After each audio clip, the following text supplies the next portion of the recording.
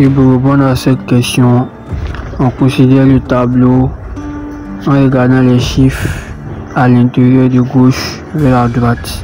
Pour le premier tableau, ils ont mis 10, triangle 5, et en bas ils ont mis 5, rond 15, et en bas ils ont mis 2, triangle 1. Et le tableau qui est à droite, ils ont mis 1, rond 3, point, triangle 10, et 3 ronds, point. Maintenant, quand on prend 10, triangle 5, et 2, triangle 1, on remarque que pour quitter de 10 à 5, ils ont fait une division par 2. Et pour quitter de 2 à 1, ils ont fait une division par 2. C'est que 10 divisé par 2, ça fait 5. C'est que 2 divisé par 2 aussi, ça fait 1. Donc ça signifie que le signe triangle représente une division par 2. Maintenant, pour les signes ronds, on a 5, rond 15 et puis 1, rond 3. On se rend compte que c'est une multiplication par 3. Parce que 5 fois 3, ça fait 15. Et puis 1 fois 3 aussi, ça fait 15.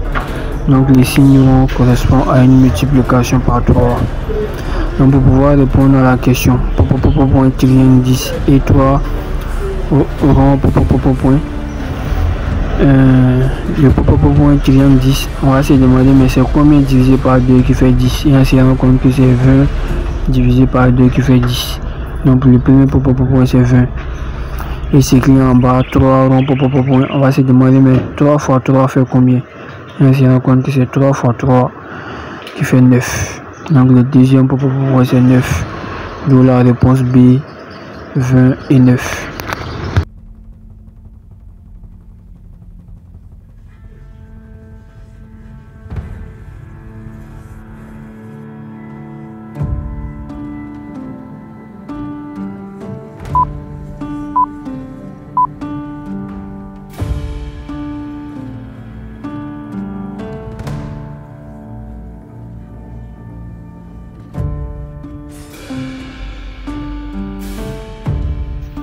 Ici on dit le résultat d'un concours donne 30 admis et il y a 100 étudiants sur la liste d'attente.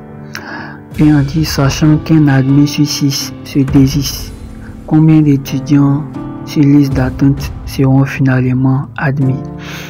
Ici, comme on dit qu'il y a 30 admis, et on dit parmi les admis là, il y a 1 sur 6 qui se désiste. Or 1 sur 6 là, c'est 1/6.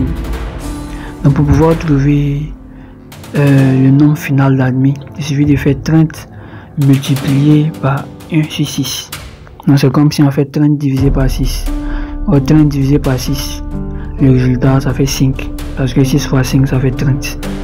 Donc la réponse à cette question c'est la réponse C.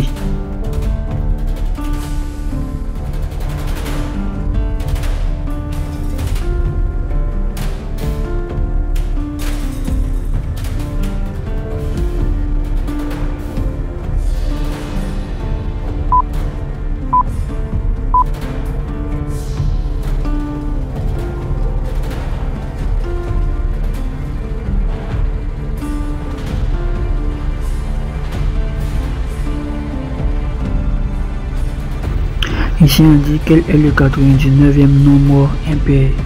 Pour pouvoir répondre à cette question, on doit savoir d'abord c'est quoi un nombre impair. Et les nombres impairs, de manière simple, ce sont des nombres qui se terminent par 1, 3, 5, 7 ou bien 9. Voici les nombres impairs. Voyez-vous. Donc si je vous demande est-ce que 2024 est un nombre impair, vous allez me dire non. Parce que 2024 se termine par 4. 4 n'est pas un nombre impair. Et si je vous demande est-ce que 1997 est un nombre impair, vous allez me dire oui. Parce que 1997 se termine par 7. Or 7 est un nombre impair. Voilà. Voilà, donc pour répondre à cette question, on peut utiliser deux méthodes. La première méthode, elle est un peu fastidieuse parce que on va numéroter les nombres impairs. On va commencer de 1 jusqu'au 99e nombre impair. Donc vous allez écrire 1, premier nombre impair, 3, deuxième nombre, 5, troisième nombre, 7, quatrième nombre, 9, cinquième nombre. Vous allez faire jusqu'au 99e. Une fois que vous arrivez au 99e net, ce que vous allez trouver là, c'est ça qui est la réponse. Parce qu'on nous demande quel est le 99e nombre impair. C'est ce qu'on nous demande la position. Maintenant, la deuxième méthode, on va utiliser ce qu'on appelle les suites arithmétiques. Parce que pour quitter de 1 à 3, 3 à 5, 5 à 7, on fait une addition de 2. Or, quand on fait une addition d'un même nombre, c'est une suite arithmétique. Mais lorsqu'on fait une multiplication d'un même nombre, ça devient une suite géométrique. Mais on n'est pas dans ce cas-là. Ici, on est dans le cas d'une suite arithmétique. Maintenant, il y a une suite arithmétique. La formule générale des suites arithmétiques, c'est UN égale à UP plus, entre parenthèses, N moins P multiplié par la raison. Et ici, le fait d'additionner plus 2, plus 2, plus 2, ça veut dire que notre raison, là, la raison, c'est plus 2. Et le premier thème, c'est 1, parce que le nombre impair commence à partir de 1. Donc, pour trouver le 99e nombre impair, on va remplacer dans notre formule, à la place de UN, on met U99. Et à la place de U1, à la place de UP, on met U1. Donc, ça va donner U99 égale à U1 plus, entre parenthèses, 99 moins 1, le tout multiplié par 2. Et on va remplacer U1 par sa valeur, la valeur de U1 qui fait 1. Donc, ça fait U99 égale à 1 plus 98 multiplié par 2. Et quand on fait ce calcul-là, le résultat, ça donne 197. Donc, ça veut dire que la réponse à cette question, c'est la réponse A, 197.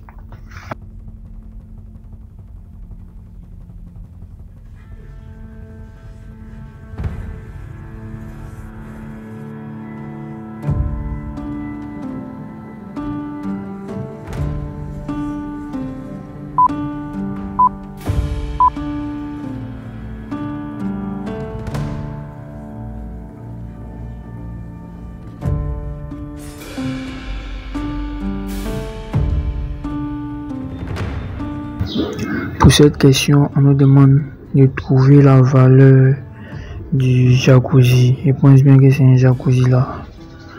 De trouver la valeur du jacuzzi. Et ils ont dessiné 3 lampes plus un berceau. Ils ont mis égal à 11. Ensuite 2 berceaux plus un arrosoir égal à 19. Ensuite un jacuzzi plus un arrosoir égal à 12. Pour pouvoir résoudre ça, on passe par les équations. Maintenant, pour nous faciliter la tâche, on va remplacer chaque objet par des lettres. Donc, on va remplacer les lampes par la lettre grand L. On va remplacer le berceau par la lettre grand B et l'arrosoir par la lettre grand A.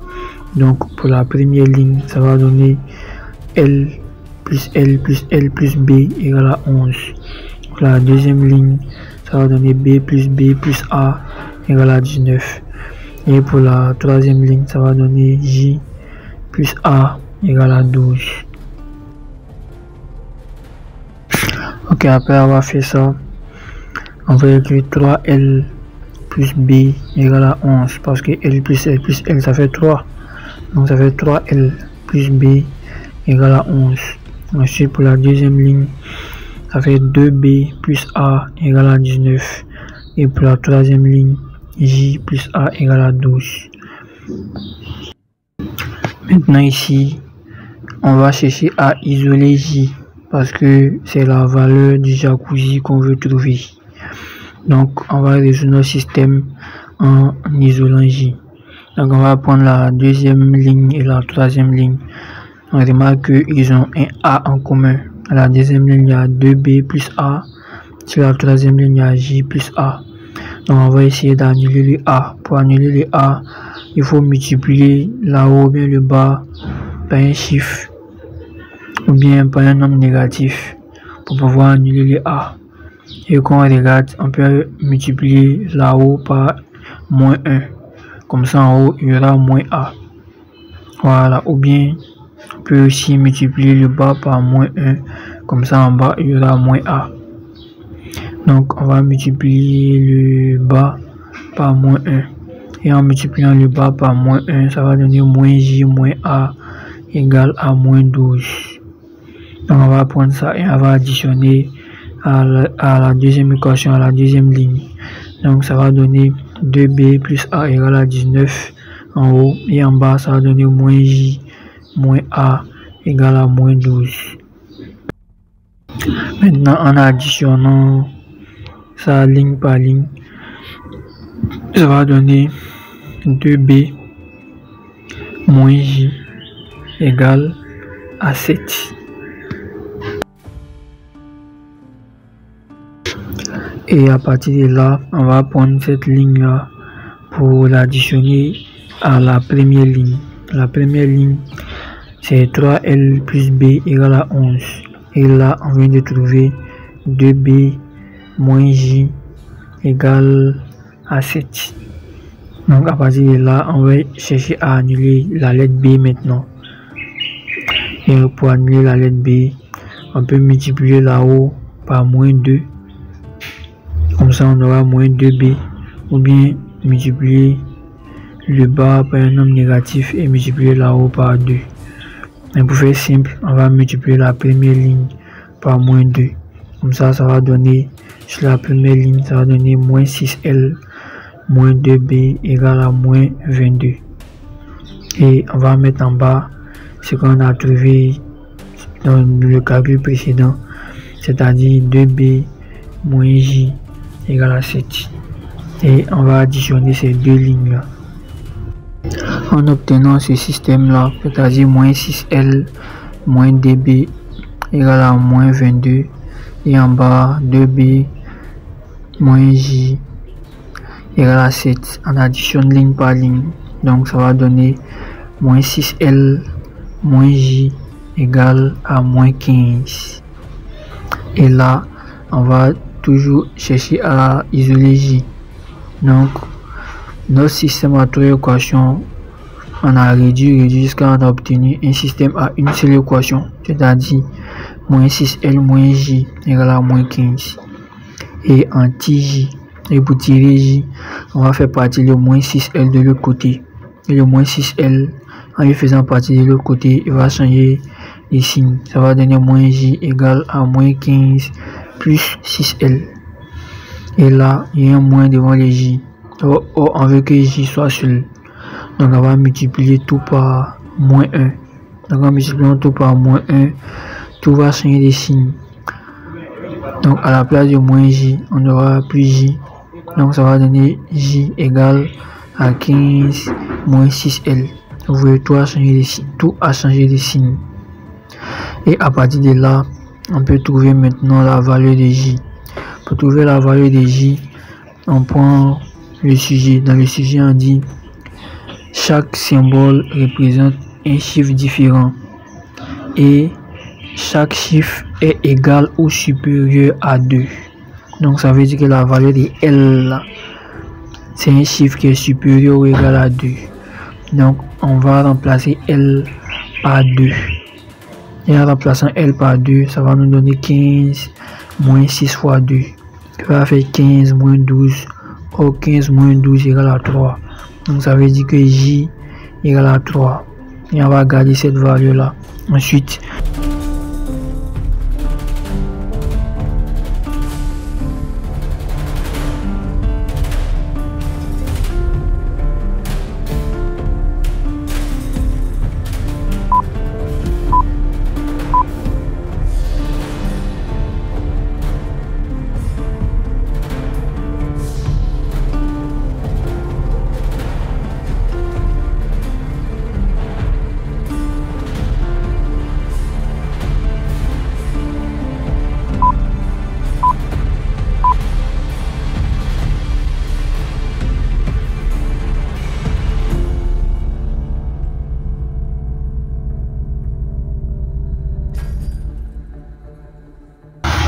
pour cette question, on utilise l'analogie.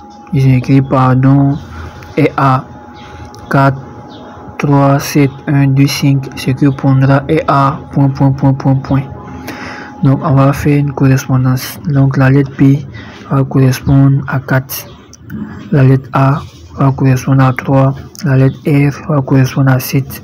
la lettre D va correspondre à 1, la lettre O va correspondre à 2 et la lettre N va correspondre à 5. Et on va prendre Pondra et on va faire la même correspondance. Et quand on regarde dans Pondra, P correspond à 4, O correspond à 2, N correspond à 5, D correspond à 1, R correspond à 7 et A correspond à 3. Donc la réponse A.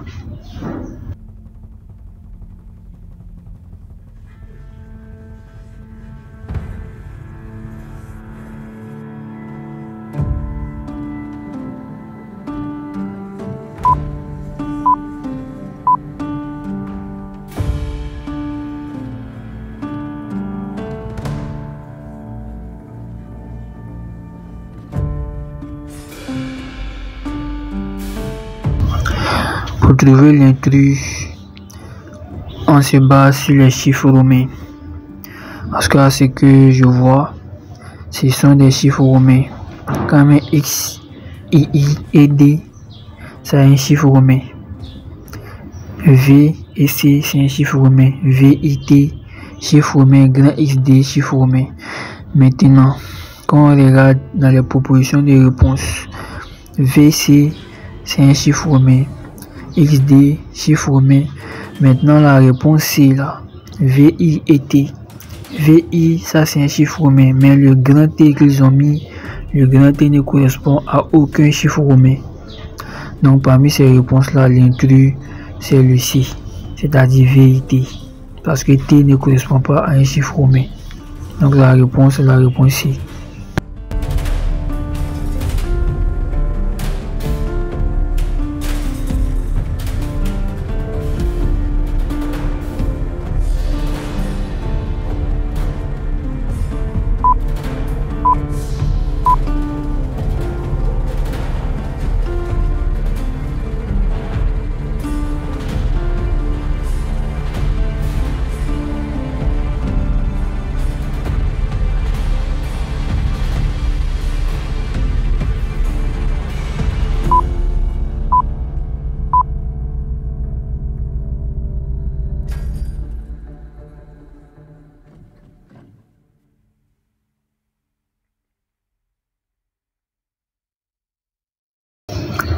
Pour répondre à cette question, on fait aussi par correspondance. Les amis, vélo correspond à 42,79 et caravane correspond à 13,63, 43,82. C'est que et on demande que signifie cette longue chaîne de chiffres qu'ils ont mis là. 3, 2, 6, 9, 8, 3, 4, 3, 7 et 2. Donc on va faire par correspondance. Quand on regarde, on voit que la lettre V correspond à 4, E correspond à 2, grand L correspond à 7, O correspond à 9, C correspond à 1, A correspond à 3, R correspond à 6 et N correspond à 8. Donc c'est cette correspondance là qu'on va prendre et remplacer les chiffres qu'ils ont mis pour pouvoir trouver le résultat.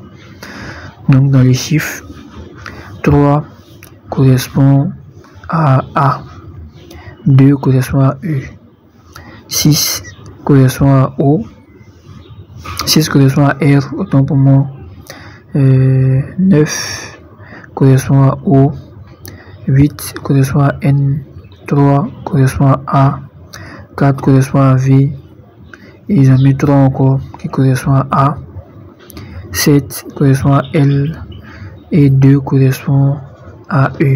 Et quand on regarde dans la réponse, si on colle les lettres qu'on a trouvées, ça donne la réponse B, c'est-à-dire aéronaval. Donc la réponse B.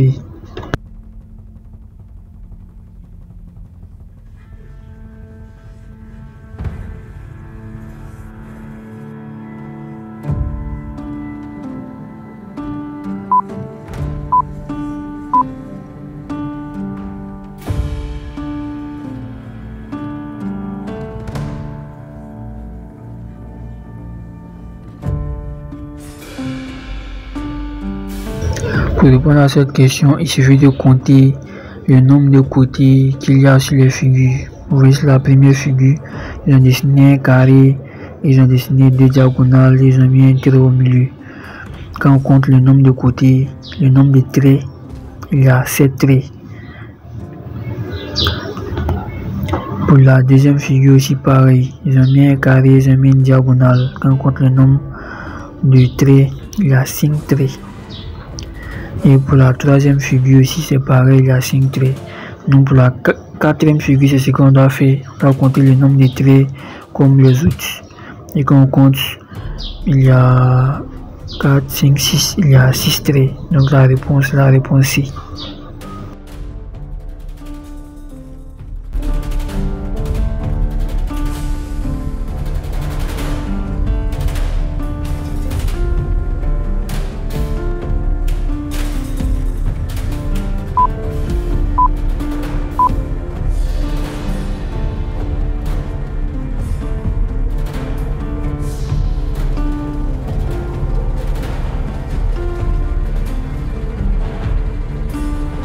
Pour répondre à cette question, on dit je suis le tiers de la moitié du carré du quart de 24. En mathématiques, quand on aligne les trucs, quand on met 2, 2, 2, 2, le 2 là c'est une multiplication. Mais quand on met et, le et c'est une addition. Ici on dit je suis le tiers de la moitié. Donc ça veut dire qu'on doit faire un tiers fois. Maintenant la moitié, on sait que la moitié en mathématiques c'est divisé par 2. Donc la moitié c'est 1 sur 2. Donc le tiers de la moitié, c'est-à-dire 1 tiers fois 1 demi. Donc on dit le tiers de la moitié du carré du quart de 24. Maintenant le carré du quart de 24. On va mettre le quart de 24 le tout au carré. Or le quart de 24 c'est 24 sur 4. Parce que un quart c'est 1 sur 4. Donc le quart de 24 c'est 24 sur 4. Donc le carré du quart de 24, ça veut dire 24 sur 4 le tout au carré. Donc en gros, voici ce que ça va faire. Ce qu'ils ont dit, voici ce que ça donne. Ça fait 1 sur 3 fois 1 sur 2 fois, entre parenthèses, 24 sur 4 le tout au carré. Donc c'est ce calcul là qu'on doit faire. Et pour faire ce calcul là, comme c'est une multiplication, on va réécrire ça de sorte à pouvoir simplifier ça facilement. Voilà.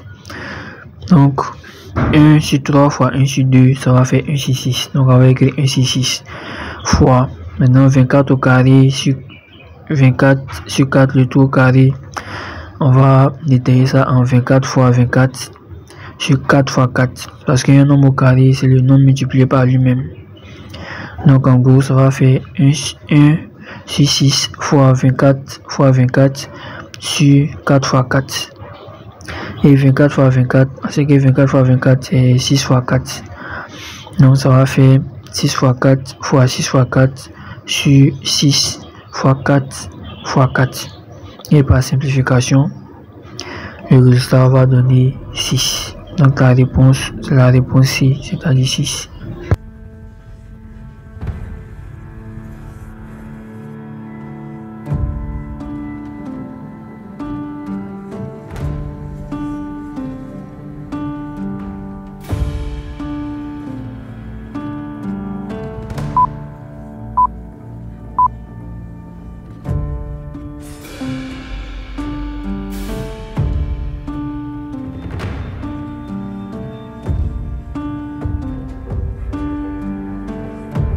Ici on dit si Cyril a acheté 6 kg de fraises, 3 kg de cerises, 2 kg de bananes, combien de kilogrammes d'ananas a-t-il acheté? Ici, il ne faut pas voir ça comme un calcul à faire. Il n'y a pas de calcul à faire. Là, c'est la logique qu'il faut suivre. On dit 6 kg de fraises. Donc regarde la lettre F, c'est la 6e lettre de l'alphabet. C'est pourquoi ils ont mis 6 kg. Ensuite 3 kg de cerises. La lettre C, c'est la 3e lettre de l'alphabet, c'est pourquoi ils ont mis 3 kg. et 2 kg de bananes. La lettre B, c'est la deuxième lettre de l'alphabet, c'est pourquoi j'ai mis 2 kg de bananes. Et combien de kilogrammes d'ananas a-t-il acheté? Et quand on regarde, ananas commence par la lettre A. Or, la lettre A, c'est la première lettre de l'alphabet. Donc, ça veut dire qu'il a acheté 1 kg d'ananas. Donc, la réponse, c'est la réponse B.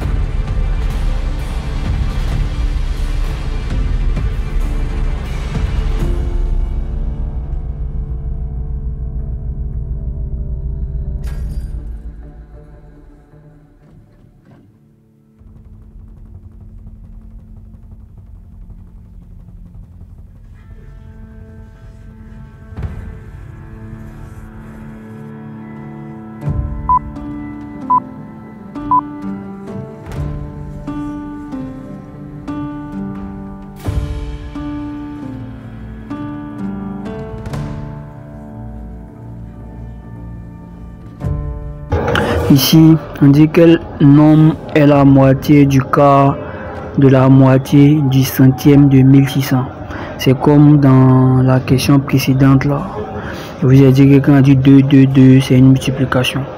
Donc là, la moitié du quart de la moitié du centième de 1600.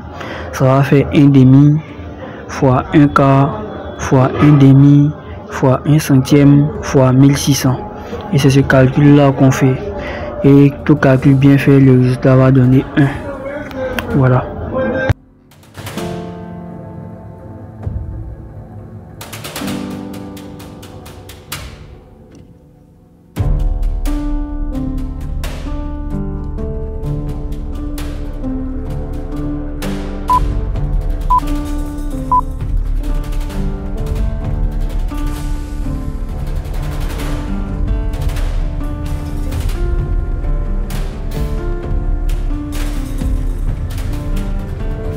Ici on dit avant-hier le coq a chanté à 6h55 et hier à 7h15. On dit ce matin il a chanté à 7h30. À quelle heure chantera-t-il demain?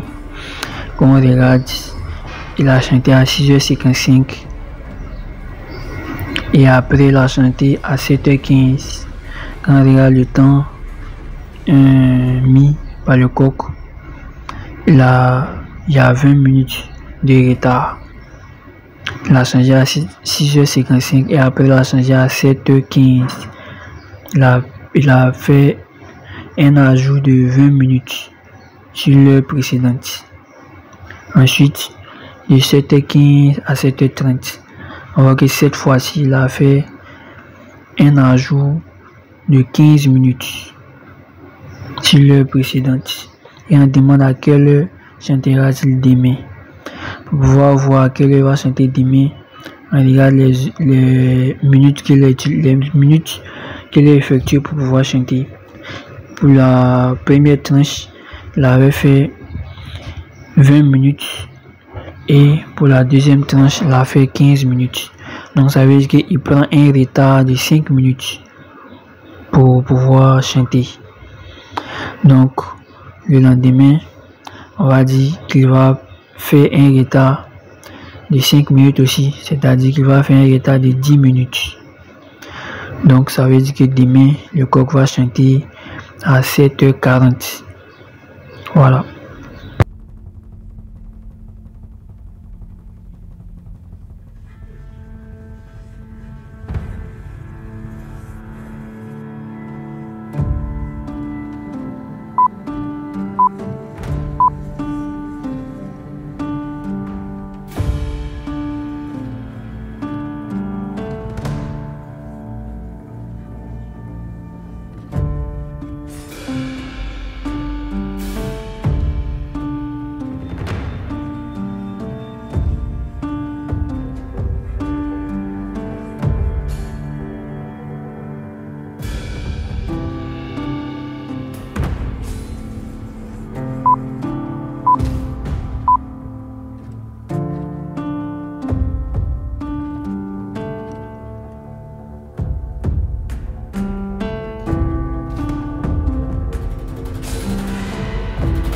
Ici, on dit Virginie a mis 1 heure pour lire un livre de 120 pages. En combien de temps lira-t-elle un livre de 176 pages?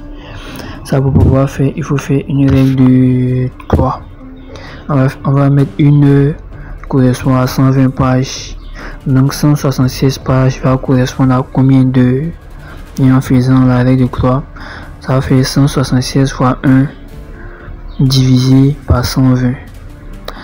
Et quand on calcule ce résultat là, en faisant 176 divisé par 120, le résultat fait 1,4666.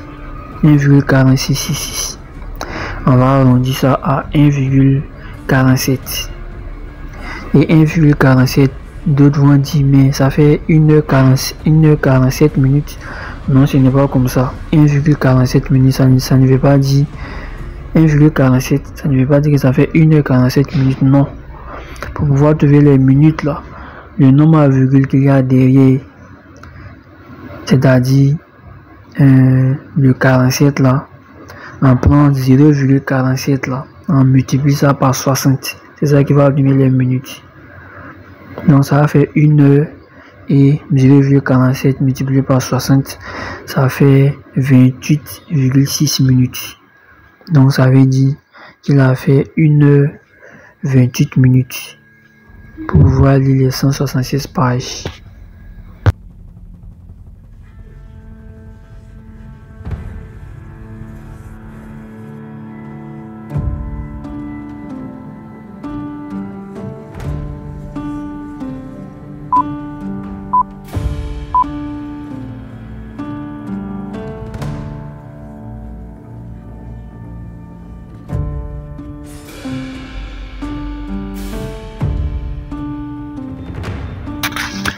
Ici on dit Julie achète un pull et une jupe pour un montant de 110 €. Et on dit le pull coûte 10 € de plus que la jupe. Combien vaut la jupe? Pour pouvoir répondre à cette question là, on va se mettre sous forme d'équation. En nous facilitant la tâche, on va faire correspondre pull à la lettre grand P et la jupe à la lettre grand J. Donc on dit une pull et une jupe fait un montant total de 110 €. Donc ça veut dire que P plus J égale à 110. Et ensuite on dit le pull coûte 10 € de plus que la jupe. Donc ça veut dire que P égale à 10 plus J. Donc à partir de ça, à partir de ce système là, on peut pouvoir faire notre calcul facilement. On va remplacer P par 10 plus J parce qu'on dit que P égale à 10 plus J. Donc on remplace P par 10 plus J. Donc ça donne 10 plus J égale à 110. Donc ça va donner 10 plus 2J égale à 110. Et on va isoler J. On va faire partir les 10 de l'autre côté. Ça va faire 2J égale à 110 moins 10 qui va faire 100. Et ensuite on va faire partir le 2. Comme le 2 est collé à J, il va partir diviser le 100 qui est de l'autre côté là-bas. Donc ça fait J égale à 100 divisé par 2, ce qui va faire J égale à 50. Donc la jupe vaut 50 €. Donc c'est la réponse C.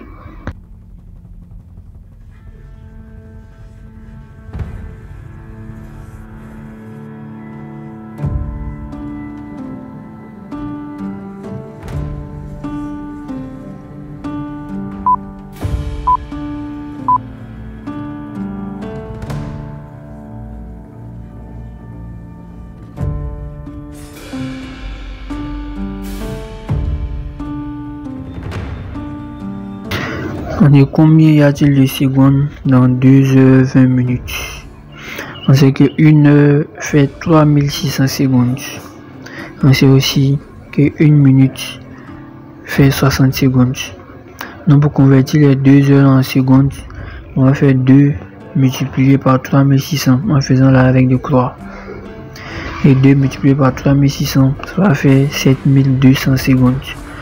Et pour convertir les 20 minutes en secondes, on va faire 20 multiplié par 60 en faisant la règle de croix. Donc 20 multiplié par 60, ça va faire 1200 secondes.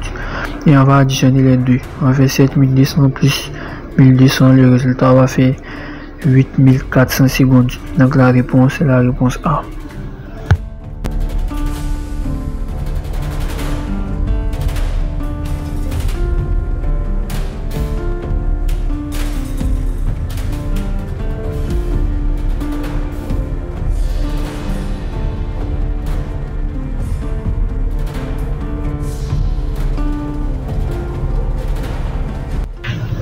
Ok les gars, pour l'aptitude numérique et logique, la méthode pour pouvoir réussir cet exercice là, c'est la logique. Comme ils ont dit, il faut avoir un peu de logique.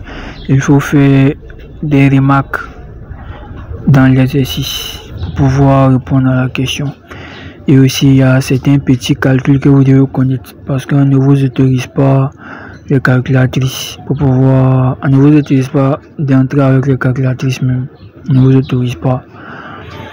Donc il faut pouvoir faire certains calculs vous-même, comme les divisions, les multiplications, et aussi résoudre les équations, parce qu'on utilise ça beaucoup dans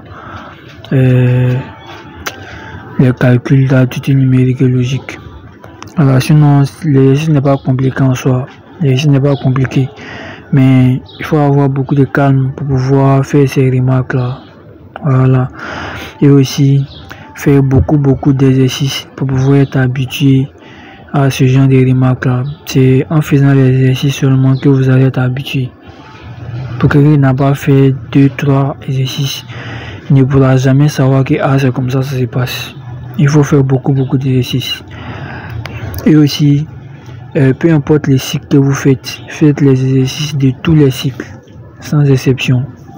Et essayez de faire au moins les exercices des 3 années passées. C'est-à-dire en 2025, non, vous faites les exercices de 2025, 2024 et 2023. Voilà.